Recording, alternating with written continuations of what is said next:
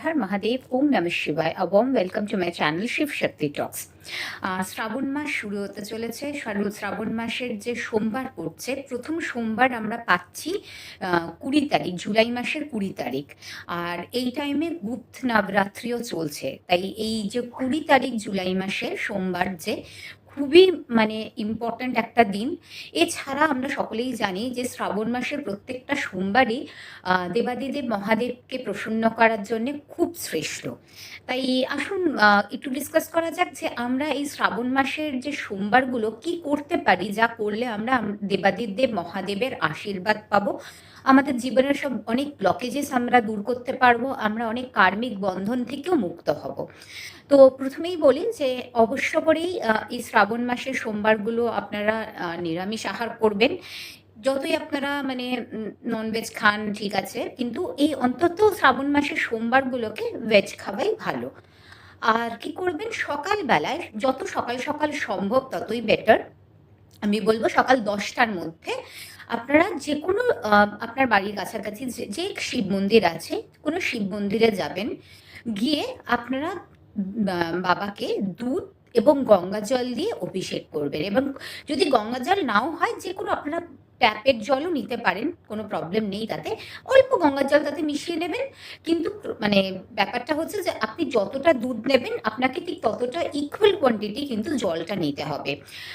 Best হয় যদি আপনি 2 লিটার দুধ নেন আর 2 লিটার জল তাতে মিক্স করেন, তার সাথে একটু গঙ্গা জল মিক্স করে দিলেন, তাহলে 2 কি হচ্ছে 4। এবার 4 আমি কেন বলছি, 4 লিটার আমি কেন বলছি, 4 হচ্ছে যে আমাদের মুন, যে চন্দ্রমা, মুন হচ্ছে 4 নম্বর রাশি ওনার। আর মহাদেবের পুজো করে আমরা কিন্তু মুন বা চন্দ্রমাকেও আমরা প্রসন্ন করি। তো তাই জন্য যদি আমি 4 লিটার ইউজ করি, তাহলে সেখানে কিন্তু আমার একটা মুনের রেমেডিও হয়ে যাচ্ছে। তাই জন্য আমি বললাম যে 4 লিটার। এবার যদি আপনার পক্ষে সম্ভব না হয়, আপনি আপনার যা সম্ভব সেটা নিন, কিন্তু সব থেকে শ্রেষ্ঠ হয় যদি আপনি 2 লিটার দুধ আর 2 লিটার জল মিক্স করে 4 লিটারের ওটা করে আপনি বাবার অভিষেক করেন যে কোনো শিব মন্দিরে গিয়ে। সকালবেলা 10টার মধ্যে আপনারা করলে বেস্ট। যদি কেউ ধরুন আপনার অফিস অনেক সকাল সকাল যেতে হচ্ছে, তো সেই ক্ষেত্রে যদি আপনি সকালে না করতে পারেন, তাহলে আপনি করবেন সন্ধ্যাবেলায়। সন্ধ্যাবেলায় কোন সময়? 6টার পর, বেস্ট টাইমিং হচ্ছে 6টা থেকে 8টার মধ্যে। তো সন্ধ্যাবেলায় 6টা থেকে 8টার মধ্যে, কিংবা সকালবেলা 10টার মধ্যে। সকালে করাটা হচ্ছে সব থেকে শ্রেষ্ঠ, কারণ তখন আপনারা কিছু না খেয়ে দিয়ে একদম পরিষ্কারভাবে যাচ্ছেন। আর যদি সন্ধ্যাবেলায় করেন তাহলে ঠিক আছে, চেষ্টা করবেন তাহলে আপনি সারাদিন কিন্তু ওই দিন ভেজ খাচ্ছেনই। আর অন্য না খেয়ে যদি আপনি অন্য ছাড়া অনেক কিছু, তো ফল খেলেন, ফল, দুধ, দই, তারপরে মিষ্টি খেতে পারেন, কিংবা ইভেন আপনি চাইলে একটু ডালিয়া যেটা দুধ দিয়ে ডালিয়ার পায়েস করেও খেতে পারেন, কিন্তু নুনটা এবং অন্নটা খেলেন না। এটা না খেয়ে তবেই আপনি সন্ধ্যেবেলা তাহলে পুজোটা দিতে পারবেন। তো আপনি কি করবেন, একটা বেল পাতা, 3টে পাতার একটা বেল পাতা বাবার মাথায় দেবেন। বেল পাতাটাতে 3টে পাতাতেই কিন্তু সাদা চন্দন গুলে, আপনি গুঁড়ো যদি ইউজ করেন তাহলে সেই সাদা চন্দনটা একটু জলে গুলে একটু পাকিয়ে গোল মতন পাকিয়ে তারপরে ওটা দেবেন, ওটা টিপ। তা না হলে আপনি যদি বেটে বাটা চন্দন ইউজ করেন তাহলে তো বেস্ট। তো সাদা চন্দন বেটে বেলপাতায় লাগিয়ে সেই বেলপাতাটা বাবার মাথায় অর্পণ করবেন। তারপরে দুধ এবং জল যেটা মিক্স করছেন আপনি, মিক্স করে ওইটা আপনি বাবার মাথায় অর্পণ করবেন। কিন্তু কি দিয়ে, কিসের মধ্যে জলটা বা দুধটা আমরা নেব? কোনো প্লাস্টিকের বটল চলবে না। শুধু একমাত্র বেস্ট হয় আপনারা যে ঘটি দিয়ে করবেন, ঘটিতে করলে সব থেকে বেস্ট। ঘটিটা যদি সব বেস্ট হয় যদি আপনি তামার ঘটি ইউজ করেন। ফার্স্ট প্রেফারেন্স হচ্ছে অবভিয়াসলি রূপো, বিকজ মুনকে আমরা এখানে প্যাসিফাই করছি, তো সেখানে রূপোটা খুব বেস্ট। কিন্তু সবসময় রূপোর ঘটি তো সবার কাছে সম্ভব না থাকা। যদি রূপোর ঘটি না থাকে তাহলে আপনি তামার ইউজ করুন। সেকেন্ড প্রেফারেন্স হচ্ছে তামা। তামাও যদি না থাকে তাহলে পেতলের ইউজ করুন। থার্ড হচ্ছে পেতল। সো আপনি রূপো ফার্স্ট প্রেফারেন্স, সেকেন্ড তামা, থার্ড হচ্ছে পেতল। এই 3টের মধ্যে একটা, স্টিলের নয়, স্টিল ইউজ করবেন না। এই 3টের মধ্যে একটা যে কোনো ঘটিতে আপনি নিয়ে আপনি একটা জায়গায় মিক্স করে রাখলেন, ধরুন একটা বটলে মিক্স করে রাখলেন, বা 2টো বটল হয়ে গেল 4 লিটার, তো হয়তো আপনার 2টো বটলে নিতে হচ্ছে, তো আপনি সেখান থেকে ঢেলে ঢেলে নিয়ে আপনি বাবার মাথায় অর্পণ করতে পারেন। বাবার যখন অভিষেক করবেন, মনে মনে ওং নমঃ শিবায়, ওং নমঃ শিবায় চ্যান্ট করতে করতে তখনই আপনি বাবার অভিষেক করছেন।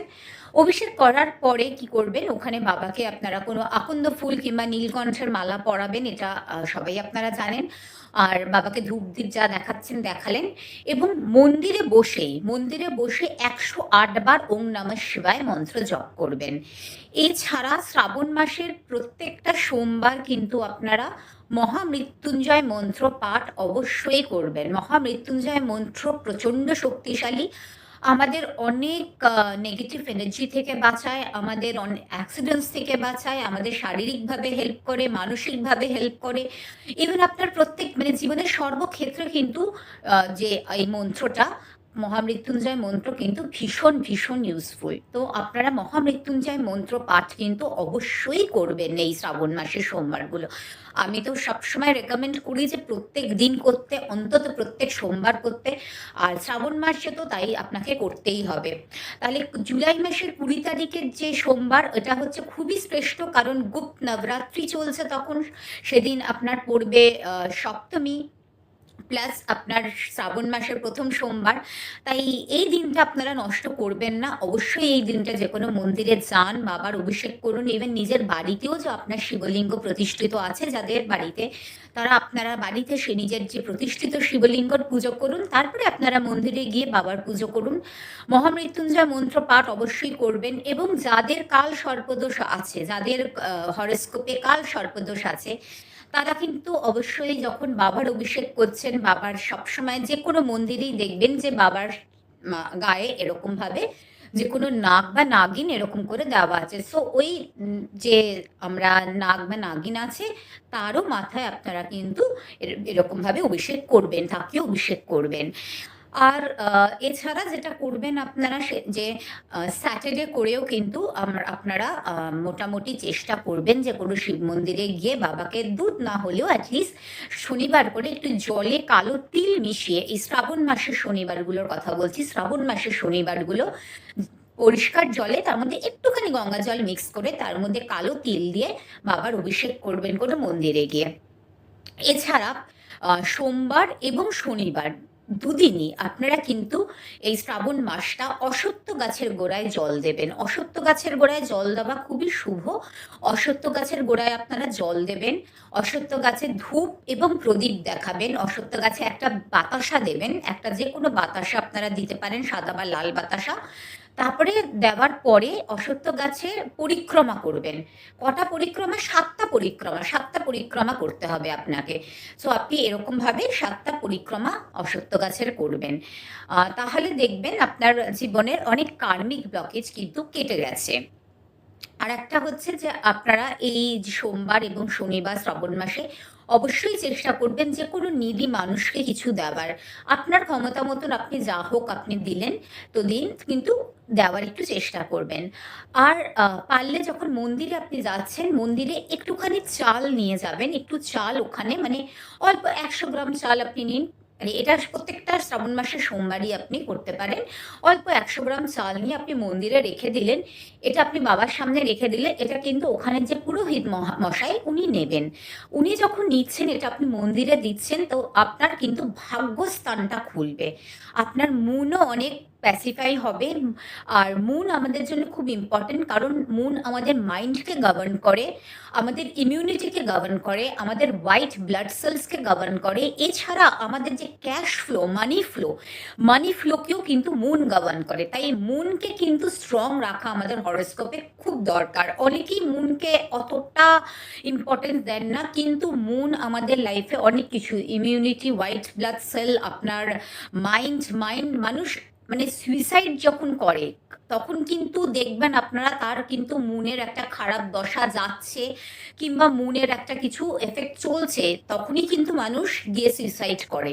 তো তাই জন্য মুনকে কিন্তু আপনার হরোস্কোপে স্ট্রং রাখতে হবে। ইভেন ক্যাশ, যে আমাদের যে এত খরচা হয়, সেখানেও কিন্তু মুনের হাত আছে, বিকজ মুন কি খুব ফাস্ট প্ল্যানেট, মুন চলছে, ফ্লো করছে। সো ওই জন্য মানি ফ্লো মুন কন্ট্রোল করে। তাই জন্য আমি বললাম যে আপনারা যতটা সম্ভব মহাদেবের পুজো করুন। আপনারা যখন মহাদেবকে দুধ দিয়ে আপনি অভিষেক করছেন, তাতে আপনি মুনকেও কিন্তু অনেকটা ব্যালেন্স করছেন আপনার হরোস্কোপে। প্লাস আপনি যে চালটা নিয়ে মন্দিরে রাখছেন, ওই চাল কিন্তু মুনের। তো আপনি যখন চালটা মন্দিরে রাখছেন, তখনও কিন্তু আপনি আপনার মুনকে হরোস্কোপে স্ট্রং করছেন। তো এইগুলো আপনারা অবশ্যই করবেন। আর তবে চাল যে মন্দিরে রাখছেন, আমি এটা প্রেফার করব যদি আপনি সেটা সকালবেলা করেন। সন্ধ্যেবেলার থেকে এটা সকালবেলা 10টা কেন, চালটা আপনি 11টার মধ্যে রাখলেও হবে। চালটা মন্দিরে রাখলে খুব ভালো হয় সকালবেলায়। সকালে আপনি না পারলে আপনি সন্ধ্যেবেলাও রাখতে পারেন। মানে আপনি রাখলে, আপনি যখনই রাখেন, পুরোহিত তো নিচ্ছেন তো ভালো, কিন্তু সকালে রাখলে আর কি এফেক্টটা বেশি হয়। আর অশ্বত্থ গাছের পুজো করতে কিন্তু একদম ভুলবেন না এই সোমবার বা শনিবার। তো আপনি অশ্বত্থ গাছের পুজো সকালেও করতে পারেন, কিংবা সন্ধ্যেবেলা 6টা থেকে 8টার মধ্যেও করতে পারেন। আর যেটা আমি বললাম, আপনারা সোমবার ছাড়াও কিন্তু শ্রাবণ মাসে শনিবারটাও কিন্তু ভেজ খাওয়া খুবই বাঞ্ছনীয়। তো বলে মাছ মাংস এগুলো খেতে নেই মানডে আর স্যাটারডে শ্রাবণ মাসে। তো এইগুলো যদি আপনারা মেনে চলেন, দেখবেন আপনাদের লাইফের অনেক অনেক কার্মিক ব্লকেজ কেটে গেছে। যাদের কাল সর্পদোষ আছে তাদের তো অবশ্যই এগুলো মেনে চলা দরকার। আর যদি পারেন কোনো মন্দিরে, যেই মন্দিরে আপনারা দেখছেন যে এমনি শিবলিঙ্গ আছে কিন্তু তার কোনো নাগ বা নাগিন নেই আপনার শিবলিঙ্গতে, আপনারা যদি একটা কপারের নাগ বা নাগিন ওই শিবলিঙ্গকে দিতে পারেন, এই শ্রাবণ মাসের যে কোনো একটা সোমবার আপনি বানিয়ে রাখলেন এবং একটা সোমবার গিয়ে ওটা দিলেন এবং পুরোহিতকে দিয়ে সেটা পুজো করালেন, তারপরে পুরোহিতকে আপনি দক্ষিণা দিলেন এবং ওটা ওখানে স্থাপন করে, এই মন্দিরে স্থাপন করে আসেন, তাহলে কিন্তু অনেক অনেক আশীর্বাদ পাওয়া যায়, অনেক ব্লকেজেস কেটে যায়। কালসর্পদোষ থেকে তো, মানে যাদের কালসর্পদোষ আছে তাদের জন্য তো এটা ভীষণ একটা ভালো রেমেডি। সো এটা খুব ভালো কাজ করে। তো আসুন এই শ্রাবণ মাসের যে সোমবার এবং শনিবারের পূর্ণ লাভ তোলা যাক। এখানে বাবা মহাদেব এমনিতেই অল্পতেই সন্তুষ্ট হন। তো আসুন ওনার পুজো করা যাক, ওনার পুজো, অশ্বত্থ গাছের পুজো, এগুলো করে আমাদের জীবনে যে কার্মিক বন্ধনগুলো আছে সেগুলোর থেকে আমাদের নিজেদেরকে মুক্ত করি। তো আশা করি আপনাদের ভিডিওটা হেল্পফুল লাগলো। আমি চেষ্টা করবো আরও এরকম হেল্পফুল ভিডিওস আপনাদের সামনে তুলে ধরার। সকলে আপনারা ভালো থাকবেন। যদি আপনাদের ভিডিওটা ভালো লেগে থাকে তাহলে অবশ্যই আমার চ্যানেলে সাবস্ক্রাইব করবেন। ভগবান আপনাদের সকলের মঙ্গল করুক, আমি এই কামনাই করি। নমস্কার।